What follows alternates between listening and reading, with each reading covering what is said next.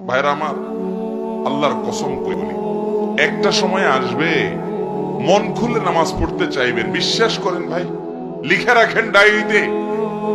আপনাকে যদি আল্লাহ হায়াতে বাঁচিয়ে রাখেন, যুবক ভাইয়েরা, তরুণ ভাইয়েরা, একটা বয়স আসবে মনে চাইবে একটু রবকে মন খুলে সেজদা দেই, একটু লম্বা করে রুকু করি। পারবেন না, অসুস্থ হয়ে যাবেন, রোগবালায় ধরে ফেলবে। বাবারে, সে সময় আসবে না?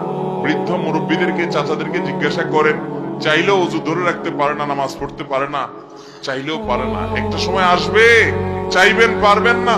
নামাজটাকে সুন্দর করেন, সময় মতো পড়েন, অনেক রাকাত নামাজ পড়বেন, নফল নামাজ পড়বেন। এটার চেয়ে উত্তম হলো ফরজটা পড়লেন, মূল সুন্নত গুলাই পড়লেন, কিন্তু ধীরস্থিরতার সাথে পড়লেন।